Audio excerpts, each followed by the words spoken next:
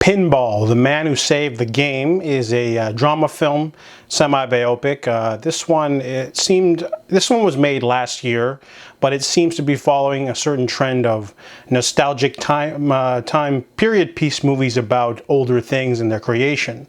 So we've recently had Tetris, Air, and Blackberry. So this one I thought would be the similar, but it's not. This movie, I found out about it, and my friend recently got a pinball machine, so I wanted to find out if this movie was worth checking out for him. This movie is, I would consider it the exact opposite of Joker, the Todd Phillips film. In Joker, it's about a lonely man with mental health issues who is being bullied by a violent world. He loses his job. He fakes a romance with a woman and her daughter, and then he ends up being like an instrument of chaos of sorts. So this movie is the exact opposite. This is about a single man who moves to New York City. He wants to be a writer.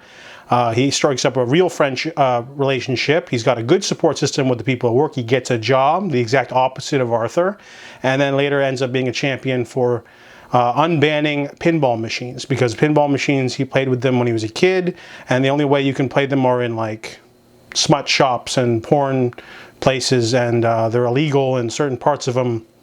You can't have the plunger, because back in the day, Mayor wanted to go up against the mob, and he shut down all pinball machines and banned them, and they've been banned for 30 years. So you can buy one for $1,000 and put it in your home, but you can't have them in public places like pubs or stores or malls or things, or arcades and things like that, because they're considered gambling. So this movie really doesn't focus on the pinball aspect as much as I would have hoped.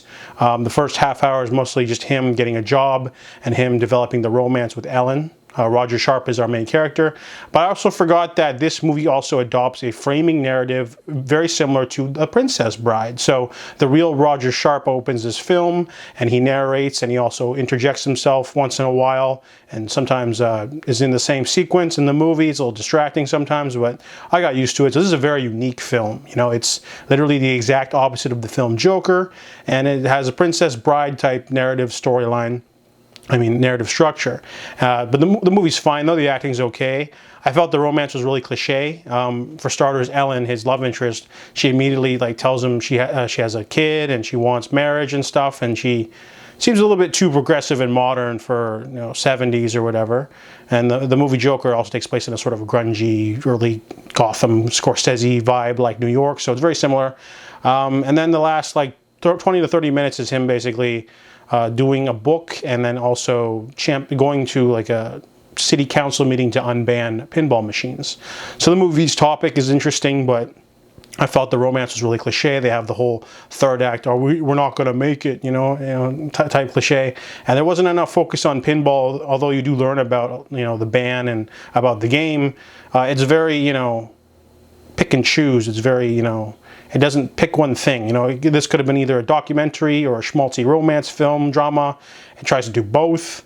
I thought it was okay. So I give Pinball, The Man Who Saved the Game, a 5 out of 10.